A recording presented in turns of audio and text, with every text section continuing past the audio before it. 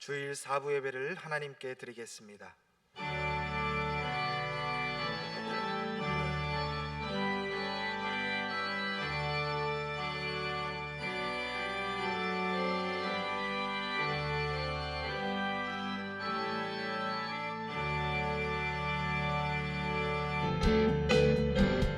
성령이여 임하소서. 성령이여 임하소서.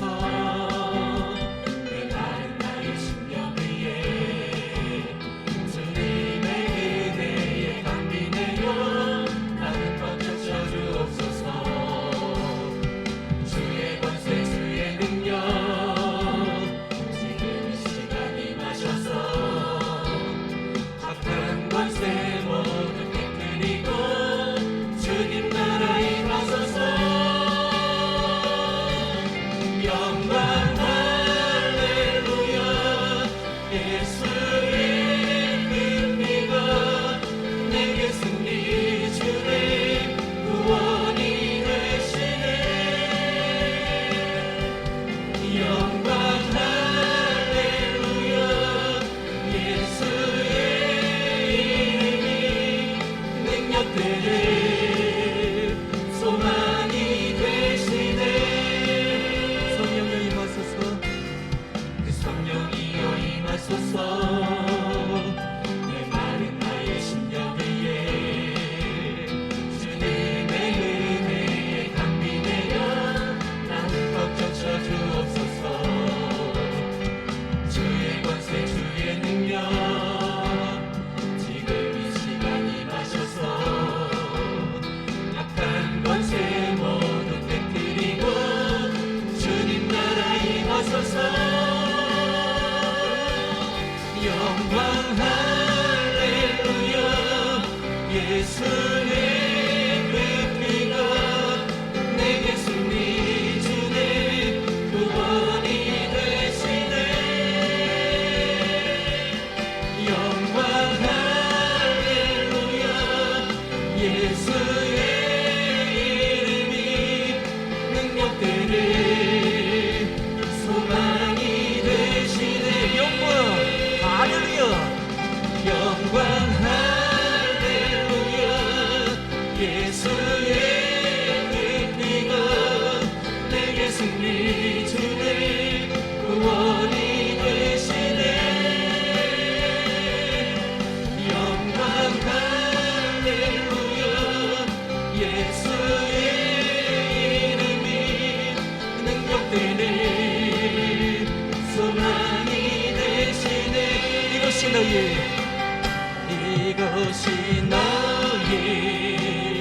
간증이요. 이것이 나의 찬송일세. 나 사는 동안 끊임없이 구주를 찬송하리로다. 예수로 나의 예수로 나의 구주 삼고 성령과 피로써 거듭나리. 이 세상에서 내 영혼이 하늘의 영광 누리고 온전히 직접 맡긴대요.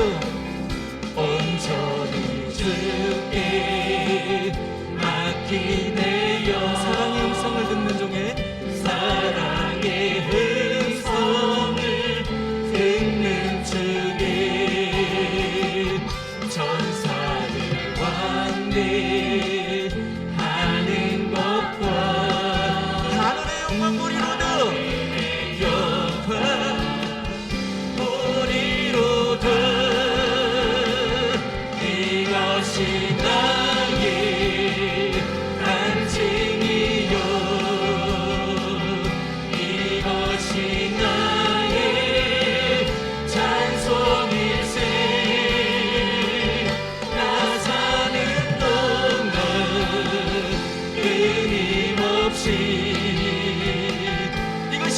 아닙니까? 나 사는 동안 끊임없이 주님을 찬송하리로다. 이것이 나의 간증이요 이것이 나의 찬송일세 나 사는 동안 끊임없이 꾸준히 찬송하리로다. 할렐루야. 주 이름을 찬양합니다. 할렐루야.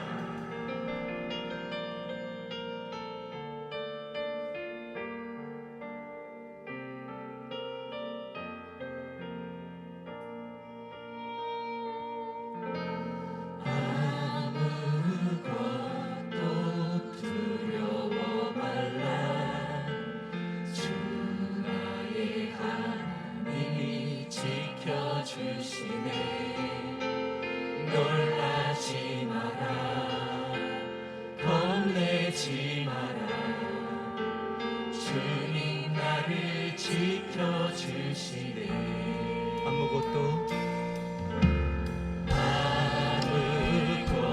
두려워 말라 주 나의 하나님이 지켜주시네 놀라지 마라 겁내지 마라 주님 나를 지켜주시네 내 맘이 힘에 겨워 지칠지라도 주님 나를 지켜주시네 세상이 험한 궁판 몰아칠 때도 주님 나를 지켜주시네 주님이 나의 선수 주님이 나의 요새 주님은 나의 소망 나의 힘이 되시며 내 맘이 힘에 겨워 지칠지라도 주님 나를 지켜주시네 세상이 험한 궁판 몰아칠 때도 주님 나를 지켜주시네 주님은 나의 선수 주님은 나의 요새 주님은 나의 소망 나의 힘이 되시 주님은 나의 선수 주님은 나의 선수 주님은 나의 요새 요새 주님은 나의 소망 우리의 소망 되신 주님 그 주님 앞에 다시 한번 찬양합니다. 주님은 주님은 나의 선수 내가 피할 요새 주님은 나의 요새 나의 소망 되신 주님 주님 영광 받아 주소서. 나의 힘이 되시며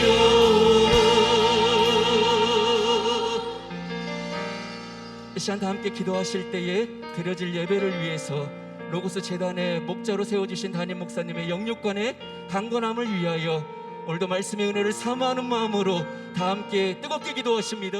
하나님 말씀은 요한복음 4장 23절에서 24절 말씀입니다. 신약성경 148페이지입니다. 요한복음 4장 23절에서 24절 말씀 제가 봉독하겠습니다. 아버지께 참되게 예배하는 자들은 영과 진리로 예배할 때가 오나니 곧 이때라. 아버지께서는 자기에게 이렇게 예배하는 자들을 찾으시느니라. 하나님은 영이시니 예배하는 자가 영과 진리로 예배할지니라. 아멘. 오늘은 본문의 기초에서 신령한 예배자가 되어야 한다, 신령한 예배자가 되어야 한다 하는 말씀을 전하도록 하겠습니다. 우리가 신앙생활을 할 때는 내가 사용하는 단어, 이 단어가 굉장히 중요합니다. 로고스 가족들은 앞으로 교회를 한번 따라해 주세요. 예배당. 조금 촌티나는 것 같지만 이렇게 예배당으로 불렀으면 좋겠습니다. 이 구약 시대는 성전을 제단이라고 불렀습니다. 무슨 뜻이냐면 성전의 본질 목적은 바로 하나님께 예배를 드리는 곳이고 또 기도를 드리는 곳이다, 이런 뜻입니다. 이 건물이 클 수도 있고 또 작을 수도 있고 또 사람이 많이 모일 수도 있고 적게 모일 수도 있지만 성전의 본질 목적은 또 예배를 통해서 하나님을 만나고 또 기도를 통해서 응답받는 거룩한 전이라는 뜻입니다. 그래서 예수님은 그 예루살렘 성전에 들어가셨을 때 그 화려함, 그 100만 명이 모이는 엄청난 절기를, 축제를 지내는 것을 보고 오히려 채찍을 들고 책망을 하시면서 내 집은 국민이 기도하는 집이다, 이렇게 가르치기도 하셨습니다. 그러나 그 17세기, 18세기 이 소위 자유주의, 또 인본주의, 인간의 이성, 또 과학, 사상을 강조하는 이 자유주의 신학과 인본주의 신학이 유행하면서 이 성전이라고 하는 개념을 변질을 시켰습니다. 변질. 성전이라고 하는 개념을, 단어를 변질을 시켰어요. 신약 성경에 보면은 교회라고 하는 단어가 헬라어로 에클레시아라고 하는 말이 교회라는 뜻으로 사용이 됐습니다. 물론 에클레시아라고 하는 헬라어의 사전적인 의미, 표면적인 의미는 에크 프롬, 특별히 이렇게 세상으로부터 부름받은 사람들의 모임이다. 그래서 에클레시아는 부름받은 사람들의 모임이라는 뜻입니다. 그래서 이제 이 자유주의 신학자들이 이 성전, 교회가 뭐냐, 성전이 뭐냐 했을 때 원래 구약에서는 성전은 제단이요, 하나님께 제사 드리는 게 목적이고, 또 신약에서도 예수님은 성전은 예배 처소다, 기도 처소다 하는 본질 목적을 잃어버리고 자유주의 신학자들, 또 인본주의 신학자들이 자기들이 공부한 그 인간적인 지식을 가지고 성전은 사람들의 모임이라는 거예요. 사람들의 모임. 그래서 그 순간부터 성전은 제사를 드리는 곳이고 예배를 드리는 곳이라고 하는 본질적인 개념은 점점 쇠퇴하고 이제 성전은 사람들이 모이는 곳이다. 구별된 사람들이 모이는 곳이다. 그래서 제가 목회하던 미국에서도 보니까 400~500명 모이던 교회 교인들이 40~50명밖에 남지 않았어요. 그런데도 그 안에 커미디, 위원회라는 게 얼마나 많은지 몰라요. 담배 끊는 위원회, 꽃밭 가꾸는 위원회, 청소하는 위원회, 뭐 알코올 술 끊는 위원회, 뭐 교통 운전 잘하는 위원회, 아주 위원회는 꽉 차 있는데 결국 예배당은 텅텅 비게 되어 있습니다. 성전은 하나님께 제사를 드리는 곳이고 성전은 하나님께 예배 드리는 곳이라고는 성경적인 본질을 잃어버리니까 사람들만 모였다 흩어지는, 결국 예배의 가치를 잃어버리고 생명력을 잃어버리게 돼서 하나님의 구원 역사가 가로막히니까 유럽이나 미국은 지금 예배당이 텅텅 비고 있는 것입니다. 우리 한국 기독교 초기 역사도 마찬가지입니다. 초기 선교사들이 들어와 가지고 참 말도 통하지 않는 이 한국 이 조선 사람들한테 복음을 전하면서 기독교를 처음에는 야소교, 즉 다른 말로 예수교라고 그랬어요. 기독교는 예수의 가르침을 따르는 곳이다. 그리고 이 교회를 뭐라고 불렀냐면은 예배당이라고 그랬습니다. 예배당. 그래서 어디 가냐 하면 우리는 예배당 간다고 그랬습니다. 그리고 교회 다니는 사람들은 예수쟁이라고 그랬습니다. 예수쟁이. 그런데 지금은 그 이름을 다 잃어버렸습니다.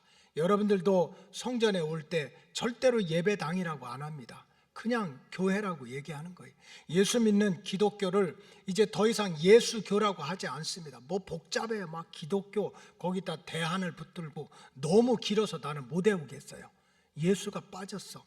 하나님을 향한 예배당도 잃어버리고 예수도 잃어버리고 예수쟁이들도 잃어버리고 이제 미국에서는 교인이라고 하는 말을 단어로 어떻게 쓰냐? church goer라고 합니다. 교회 다니는 사람이야. 이제 교인이 예배를 드리는 워시퍼가 아니고 교회 다니는 사람이에요. 교회야 무슨 목적으로든지 다 다닐 수가 있습니다. 예배를 드리기 위해서 다닐 수도 있고 예배를 방해하기 위해서 다닐 수도 있고 하나님을 만나기 위해서 다닐 수도 있고 사람을 만나기 위해서 다닐 수도 있는 거예요. 그래서 성경적인 본래의 목적이 다 잃어버렸어요. 여러분, 예수님은 반드시 다시 오시는 줄로 믿습니다. 그렇기 때문에 우리가 교회의 성전의 본질적인 목적을 회복해야 됩니다. 근데 이제 성경의 예언서를 보니까 이 마지막 때가 되면 택함 받은 백성들이 방해를 받는데 무슨 방해를 받느냐? 하나님께 드리는 제사, 하나님께 드리는 예배가 여러 가지 이유로 방해를 받는다는 거예요. 그래서 진짜 믿음 있는 사람은 생명 걸고 제단을 지켜야 돼요. 예배를 지켜야 되는 거예요.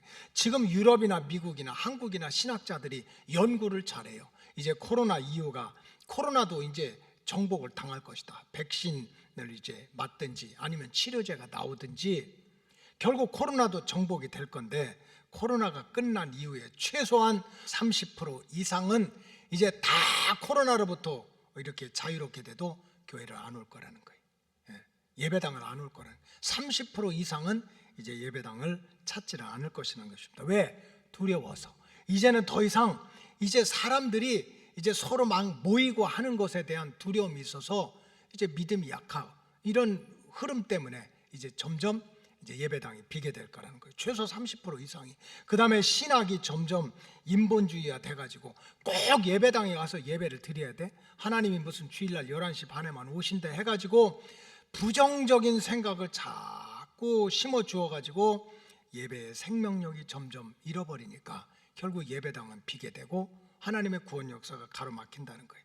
그리고 더 무서운 거는 초대교회 마찬가지로 가만히 들어온 이단의 세력이 겉으로 보면 하나도 차이 없는데 결국은 예배당이고 예수교고 예수쟁이라는 이 예수의 복음을 뺏어가기 위해서 무슨 예수만 믿는다고 구원받느냐 하는 그러한 이단의 영이 들어와 가지고 예배자들의 마음을 흐트리고 눈에 보이지 않는 악한 영들이 우리 영육간의 삶을 시험 들게 하고 상처받게 해서 결국은 예배의 자리를 흐트린다는 거예요. 더군다나 하나님이 없다고 하는 이거 벌써 70년 80년 하다 공산주의 종주국들이 내버린 공산주의가 이상하게 자유주의에 퍼지고 있는 거예요. 정의라든지 공평이라든지 분배라든지 굉장히 듣기 좋은 부자도 없고 가난한 자도 없고 배운 사람도 없고 안 배운 사람도 없고 가진 사람도 없고 안 가진 사람도 없고 똑같이 살자고 하는 이런 공산주의 영이 결국 구원의 복음을 무너뜨린다는 거예요. 여러분 중국 잘 살아요. 베트남도요. 호치민시에 가면 청년들이 다 그냥 마치 그냥 광장에 나와가지고서 기타 치고 노래하고 춤추는 사람들이 수없이 많아요. 겉으로 보면 몰라요. 그러나 여러분 중국 교회에 가보면은 수천 명이 모이는 그런 그 정부에서 인정한 교회가 있습니다. 근데 그 정부에서 인정한 교회에서 목사들이 하지 못해야 될 설교의 제목이 두 가지가 있습니다. 첫째는 Resurrection of Jesus, 예수 그리스도의 부활을 가르치지 말라는 거예요. 그 다음에 또 천국을 가르치지 말라는 거예요. 여러분 우리가 예수 믿고 죄사함 받고 하나님의 자녀가 된 것은 내가 언젠가는 죽지만 예수님 때문에 부활하고 내가 이 땅에서는 힘들지만 예수님이 먼저 가서 준비하신 하나님의 나라에 들어가기 위한 것이 우리 신앙의 목적입니다. 그거 하지 말라는 거예요. 장사도 하고 시집도 가고 장가도 가고 교제도 하고 무역도 하고 다 하지만 천국 얘기하지 마라. 십자가의 복음을 얘기하지 마라. 그래서 중국은 십자가를 띠잖아요. 러시아 같은 데도 정교회 같이 이상하게 형식만 남아있어가지고 담배 팔아가지고 돈 벌고 정부랑 짝짝꿍하는, 여러분 공산주의는 신이 없다는 거예요. 그러나 그런 데는 내버려 두지만 실제로 예수의 복음을 증거하는 복음적인 교회는 십자가는 못 붙이게 해요. 우리가 모스크바에다 러시아 우리 로고스 선교센터를 졌지만 십자가 못 붙여요. 못 붙이게 하는 거예요. 이러한 공산주의의 사람들의 마음을 참 모두가 공평하게 살고 정의롭게 살고 똑같이 나눠 먹고, 하지만 니네 하나님이 있는 것을 믿지 말라는 이런 것들이 결국은 하나님을 섬기는 예배자들을 흐트리는 거예요. 흐트려. 이슬람의 영들이 그 돈을 많이 가지고 영국 같은 데는 벌써 예배당 자기들이 해가지고 십자가 꺾고 회당으로 바꾼 데가 한두 군데가 아닙니다. 여러 가지 이유를 가지고 결국은 신령과 진정으로 드리는 예배자들의 마음을 흐트리는 거예요. 하나님의 구원 역사를 가늠하는 거예요.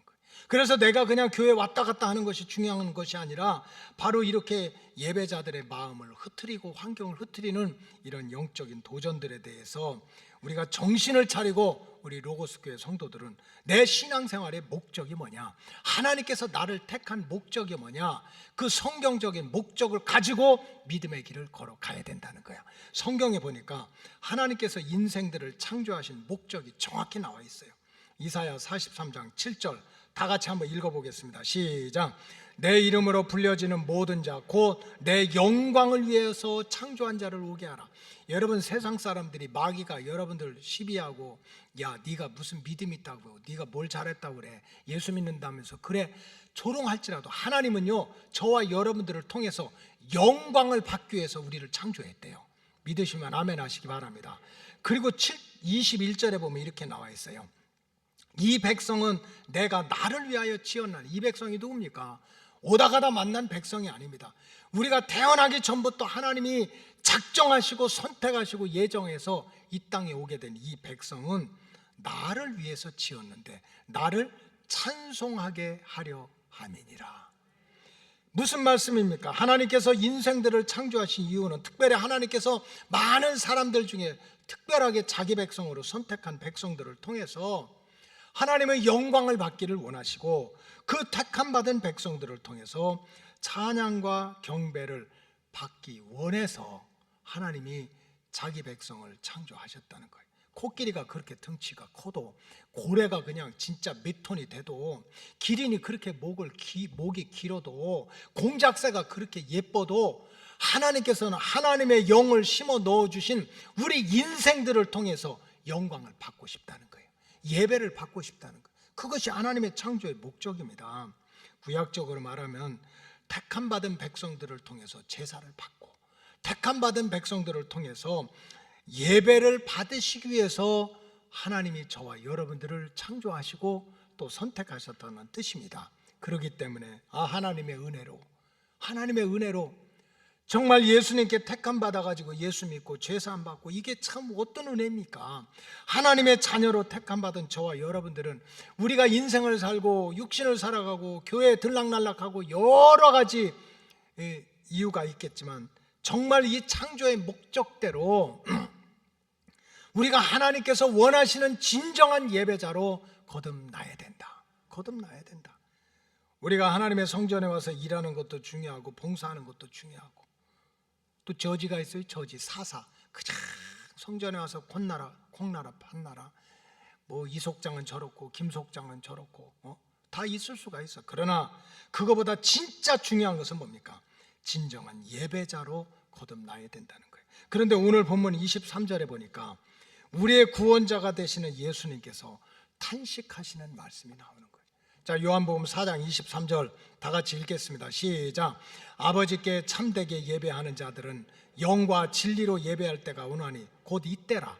아버지께서는 자기에게 이렇게 예배하는 자들을 찾으시니라. 여러분, 이게 얼마나 중요한 얘기인지 모릅니다.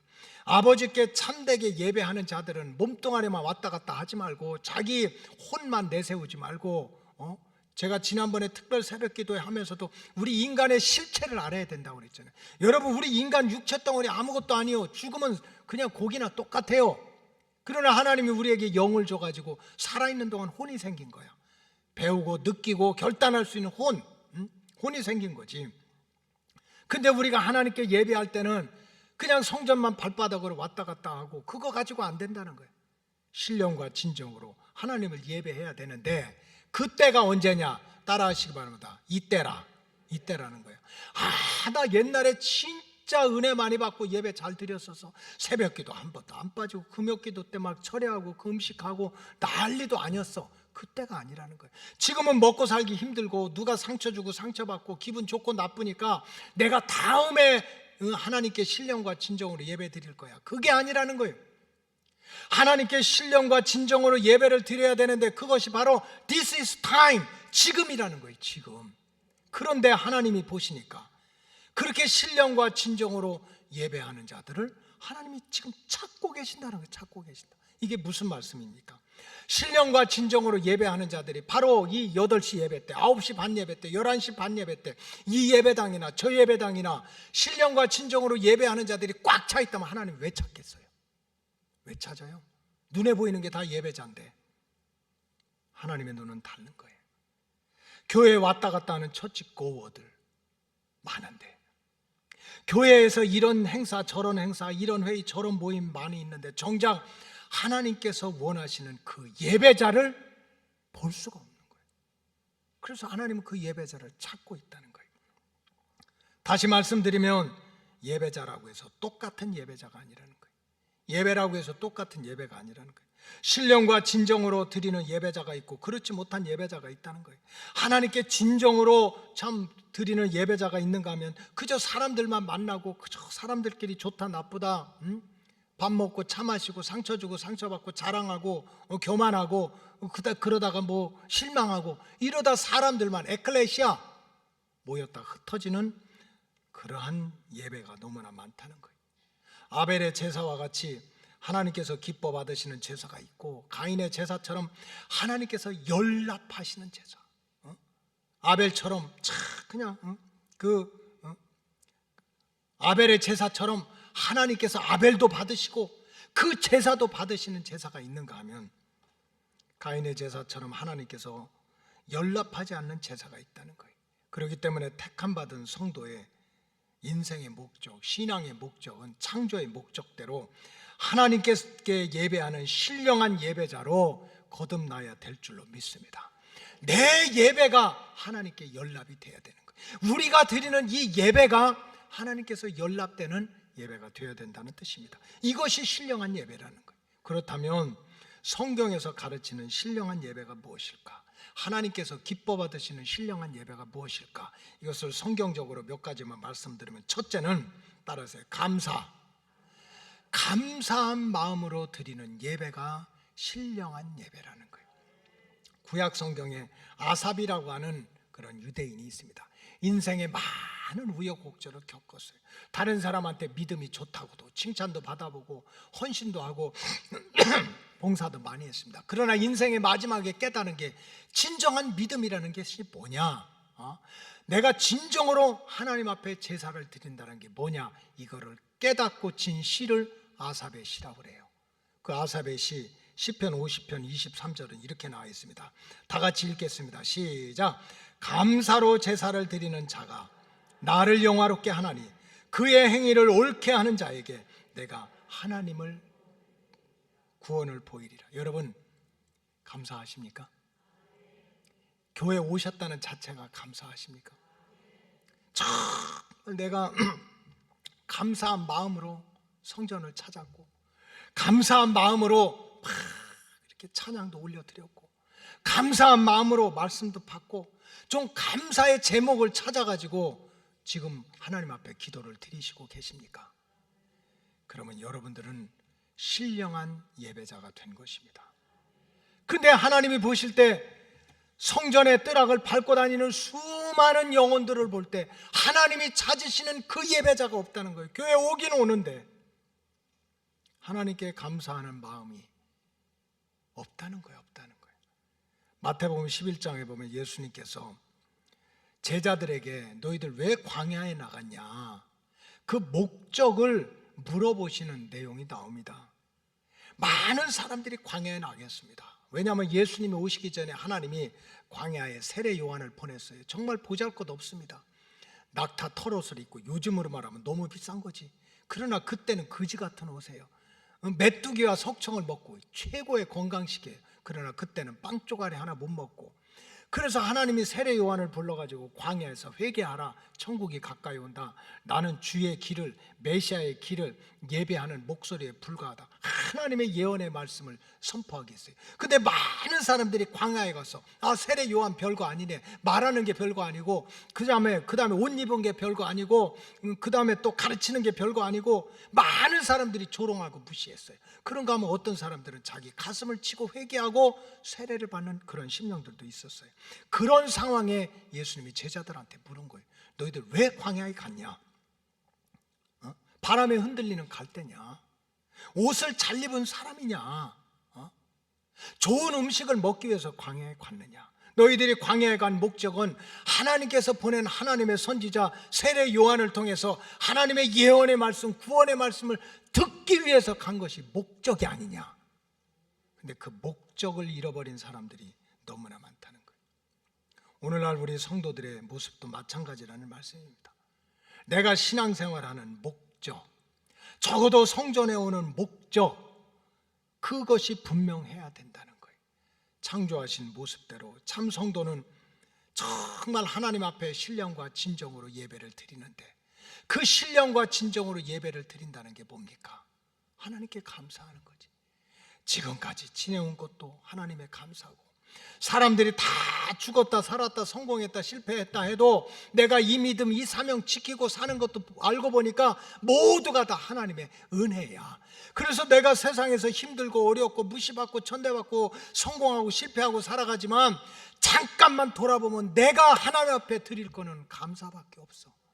지켜주셔서 감사하고, 지옥 가도 벌써 갈 인생들 용서해 주셔서 감사하고, 자녀로 삼아주셔서 감사하고, 그렇게 감사로 제사를 드리는 자가 하나님을 영예롭게 하고 하나님의 구원의 손길을 체험하게 된다는 거예요. 사도 바울은 말세가 되면은 성도들 사이에 점점 잃어버릴 게 있는데, 그것은 바로 하나님을 향한 감사의 마음이라는 거예요.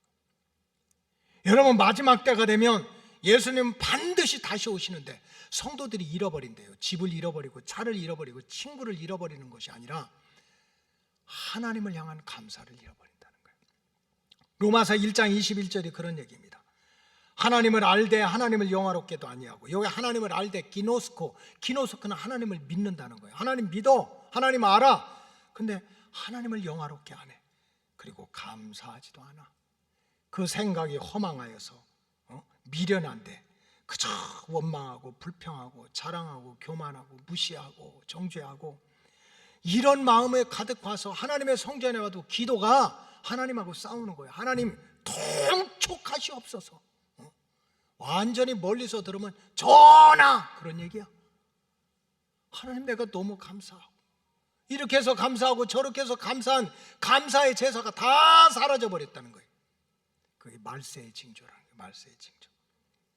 따라서 우리 로고스 가족들은 하나님의 성전을 찾아올 때 그 목적이 회복되어야 될 줄로 믿습니다. 그것은 바로 구약의 성전에 하나님을 제사하고 신약의 성전은 하나님을 예배하는 것처럼, 어떻게든지 내가 세상살이에서 우리가 육신을 가지고 잘 살 수도 있고 못 살 수도 있지, 사람들한테 칭찬받을 수도 있고 조롱과 멸시를 당할 때도 있지만, 지금까지 살아온 거 보니까 주님의 은혜요, 주님의 손길이요, 주님의 보호하심이요. 그래서 내가 하나님의 성전을 찾을 때마다 내가 하나님께 감사의 마음을 드리겠습니다. 감사의 기도를 드리겠습니다. 이런 제사가 하나님이 기뻐 받으시는 신령한 제사라는 뜻입니다. 이런 말씀 붙들고 우리 로고스 가족들 성전에 올 때마다 감사의 제사가 회복되기를 주님의 이름으로 축복합니다. 둘째로는 자기를 쳐서 복종시키는 예배가 신령한 예배입니다. 구약 시대의 제사는 조금 어려운 얘기지만 자기를 죽이는 희생 제사입니다. 제가 아주 초창기에 성지순례를 갔습니다. 초창에 목회 시작하자마자, 굉장히 오래 전이죠. 30몇 년이 훨씬 지나갔을 텐데, 그때 성지순례 가면 꼭 성막 체험이라는 걸 했어요. 지금은 그렇게 안 해요. 그거 못 봅니다.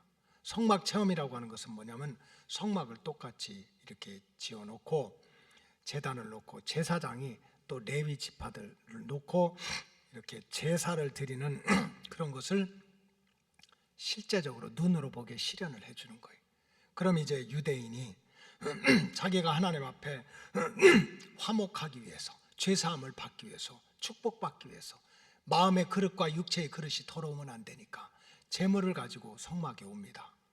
깨끗한, 가난하면 가난한 대로 비둘기 한 마리라도, 아니면 그 양이라도, 이제 양을 가지고 하는데, 그러면 이제 제사장이 순서에 따라서 하는 게 있습니다.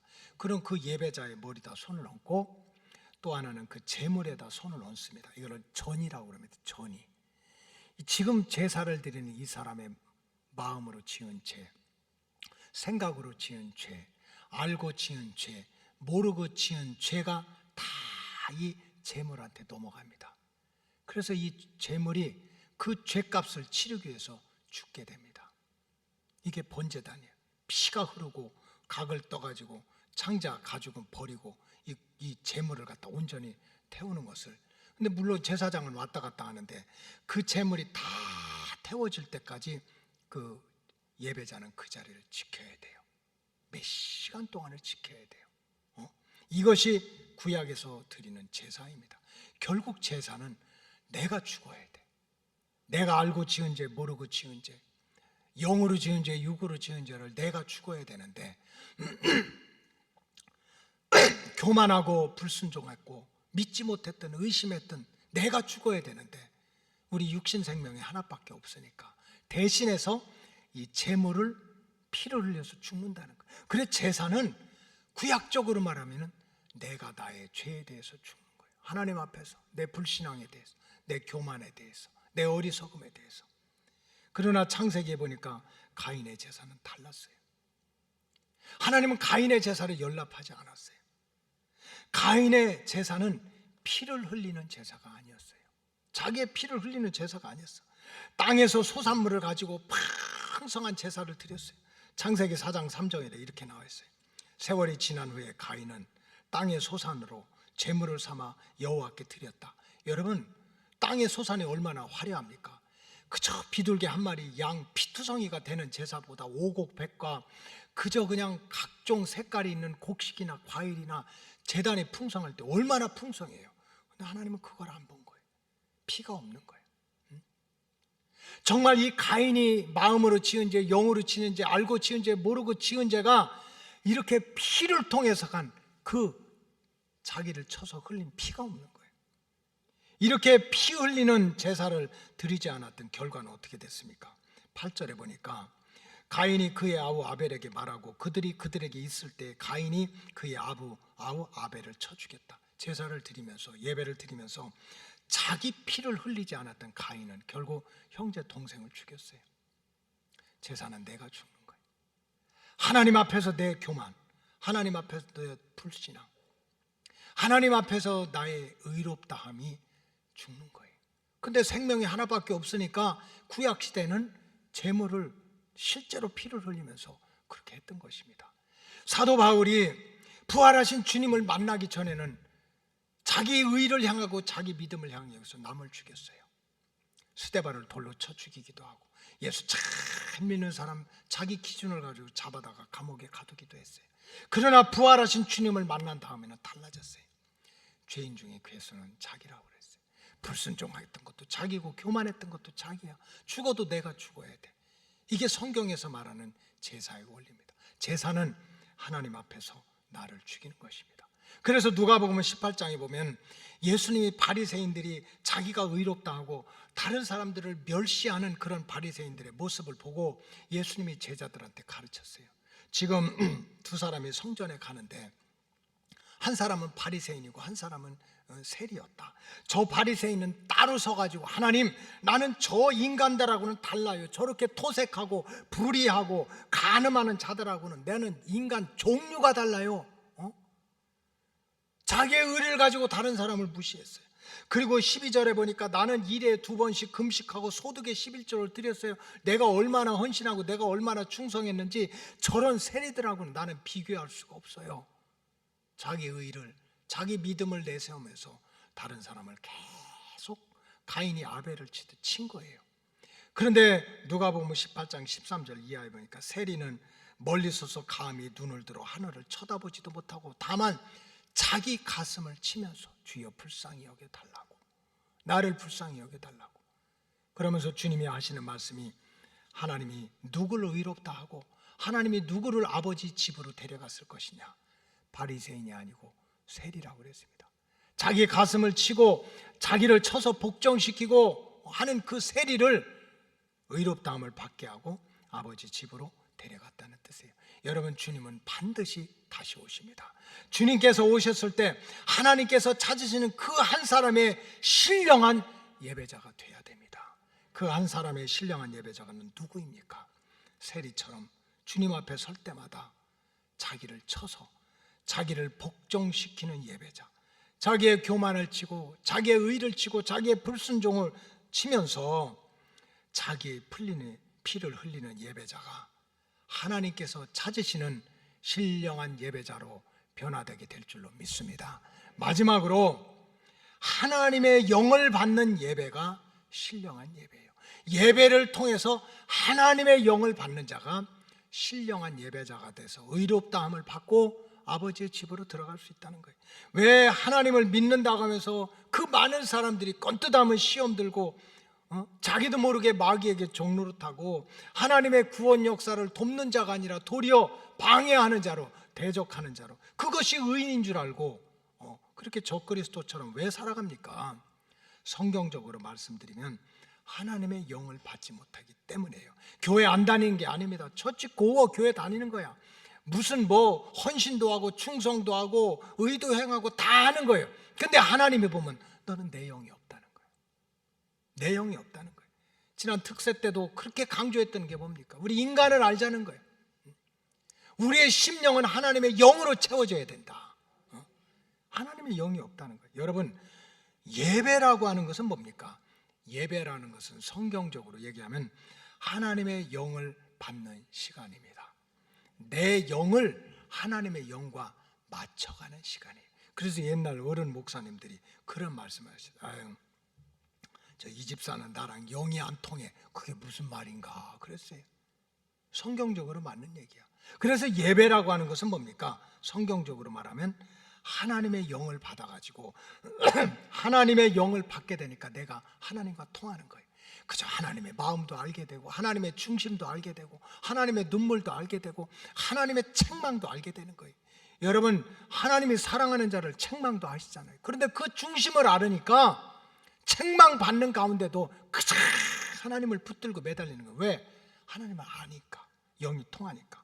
요한복음 4장 24절이 그런 말씀이에요. 하나님은 영이시니 예배하는 자가 영과 진리로 예배하라. 하나님이 영이라는 거야. 성전에 뜨락만 밟고 육체만 왔다 갔다 하고 내 기분이 저렇고 이것이 아니라는 거예요. 정말 신령한 예배자는 예배를 통해서 하나님의 영을 받아야 된다는 거예요. 예배를 통해서 그 하나님의 영을 받을 때 하나님과 통하고 그것이 바로 우리를 의롭게 만들고 우리를 구원의 길로 인도한다는 거예요.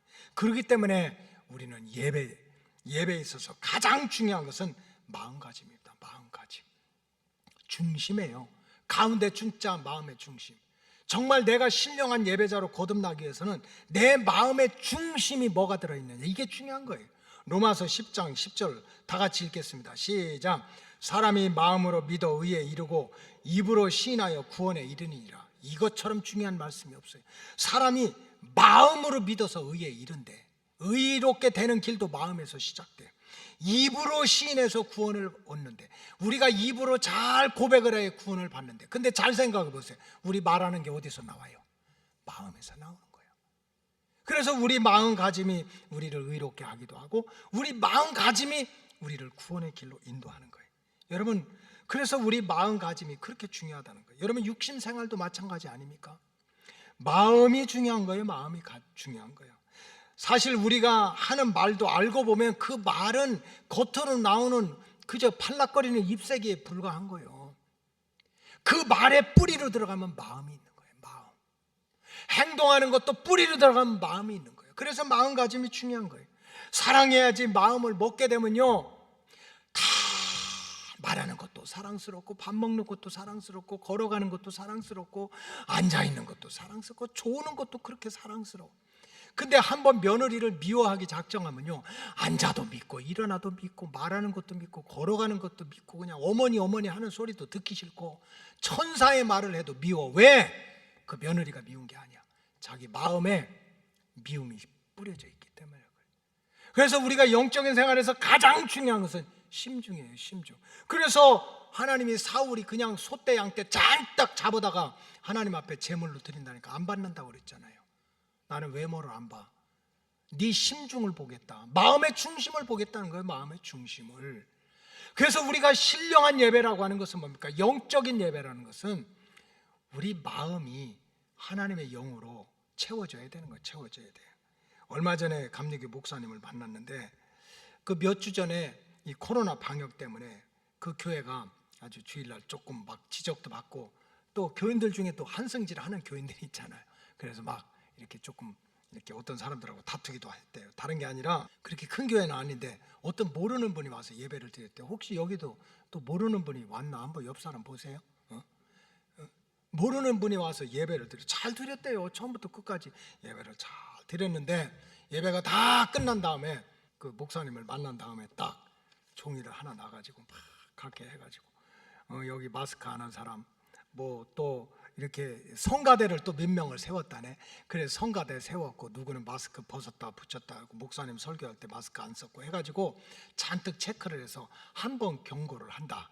다음에 하면 또 벌금을 물리겠다. 다음 주부터 성가대를 없애라. 그거 몇 명 쓰지도 않았는데. 근데 교인 가운데 또 한성질 하는 분들이 있잖아요. 당신이 뭔데 성가대를 서라 마라 그러냐. 와서 예배 드리려면 똑바로 드리지. 와서 무슨 지적질이냐. 막 이렇게 하고서 막 다퉜다고 그러는 거예요. 내가 그 말을 듣고 앞으로는 다투지 말라고 그랬어요. 다투지 말라. 왜냐? 다툴 필요가 없다고 그랬어요. 왜? 그 사람은 교회 온 목적이 달라.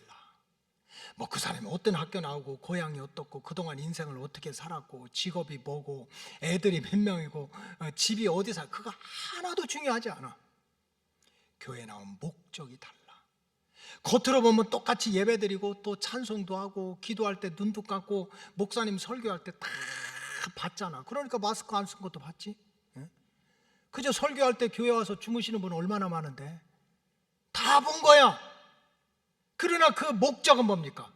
내가 어떻게든지 꼬투리 잡아야 되겠다는 거예요.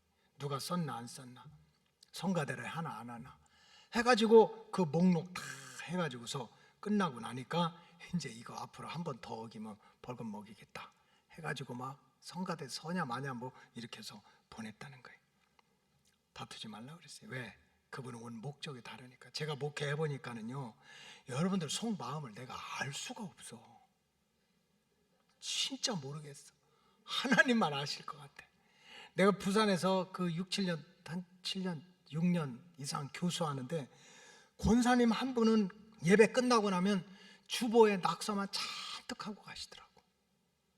거기다가 뭐 돈 계산도 하고 가고, 그리고 또 주보 이렇게 틀렸다고 그거 교정도 하는 분 계셔. 어떤 분은 끝날 때 와서 밥만 먹고 가는 분도 있고.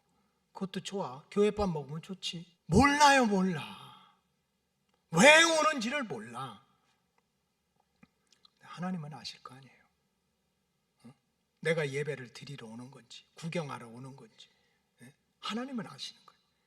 그래서 참 성도는 하나님의 성전에 발을 들여 놓기도 전에 먼저 마음이 바로 되어야 돼요.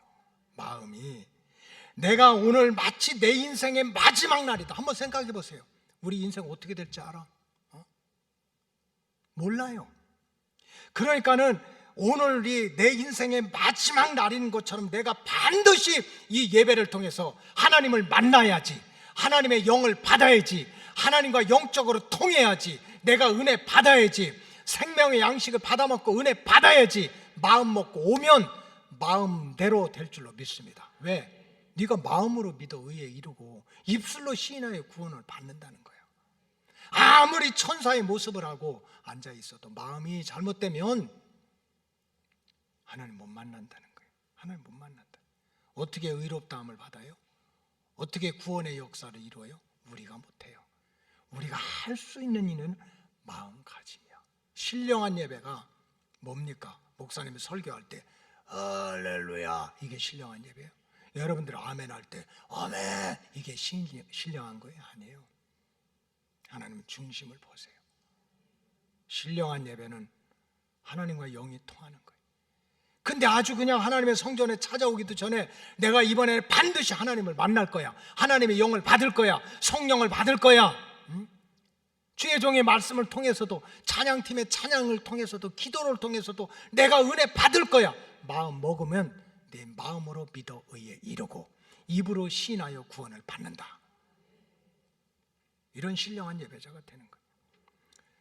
결론을 말씀드리면 1640년대 영국에서 제정된 웨스트민스터 소요리 문답이라는 게 있어요. 107개의 질문, 문답이 있어요.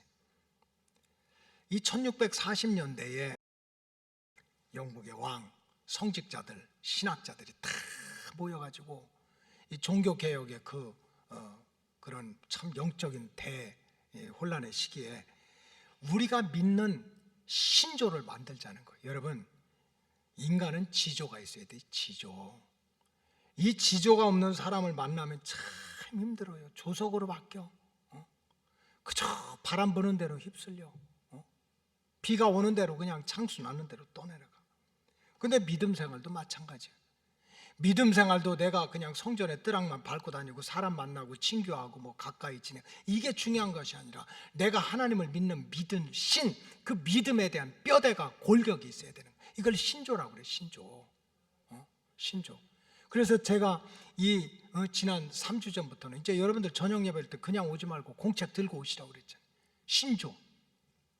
왜냐하면 1500년 지내보니까 사람들이 다 이 신조가 없으니까, 나는 하나님을 이렇게 믿어, 그 뼈대가 없으니까 다 일이 흔들리고 2단 오고 3단 오고, 사람이 미혹하면, 마귀가 미혹하면 다 넘어간다는 거예요. 그래서 이제 지금 저녁 예배는 신조를 가르치는데, 이 웨스트민스터 신조의 첫 번째 질문이 뭔 줄 압니까?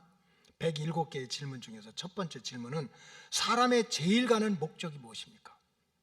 사람의 제일 가는 목적이 무엇입니까? 그거에 대한 답, 사람의 제일 되는 목적은 하나님을 영화롭게 하고 하나님을 영원토록 즐겁게 해드리는 일이다 그랬어요. 이게 사람이 지나가는 사람입니까? 아니야.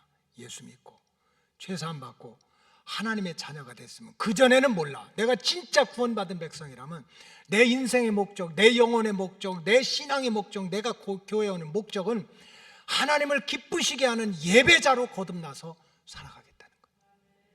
이게 우리의 인생의 첫 번째 목적이 되어야 된다는 거예요. 따라서 우리 로고스 가족들은 신령한 예배자로 살아가는 것이 인생의 가장 귀한 목적인 것을 깨달으시기를 주의 이름으로 축복합니다. 성전에 찾아올 때 어떻게 하면 내가 오늘 또 하나님 앞에 가서 감사할까? 그런 마음으로 오세요. 무슨 제목으로 하나님 앞에 감사의 예배를 드릴까? 어떻게 하면 내가 하나님 앞에서 오늘도 나를 쳐서 주님의 보혈로 씻음을 받을까? 어떻게 하면 내가 예배를 통해서, 말씀을 통해서, 찬양을 통해, 기도를 통해서 하나님의 영을 받을까? 이런 마음가짐으로 성전에 달려오면 여러분들이 바로 신령한 예배자가 돼서 의롭다함을 받고 구원의 완성을 이루게 될 줄로 믿습니다. 기도하시겠습니다. 하나님 감사합니다. 주님은 반드시 다시 오시는데 말세가 되면 신령과 진정으로 예배하는 자들을 찾기가 힘들어서 주님께서 지금 이때가 신령과 진정으로 예배하는 때인데 신령과 진정으로 예배하는 예배자가 없어서 탄식하는 말씀을 오늘 들었습니다. 주님 가까이 오시는 이때에 우리 로고스 가족들 주님 앞에 택함받아 죄사함 받고 하나님의 자녀로 택함받아 싸우니 이제 신령한 예배자가 되어서 하나님을 기쁘시게 하고 구원의 완성자가 되게 하여 주시옵소서. 예배를 가로막고 방해하고 시험 들게 하는 모든 악한 영들은 주의 이름으로 물러가게 하여 주시옵시고 우리 로고스 가족들 예배를 통해서 모두가 신령한 백성으로 거듭날 수 있도록 도와주시옵소서. 축복하오며 예수님의 이름으로 기도하옵나이다. 아멘.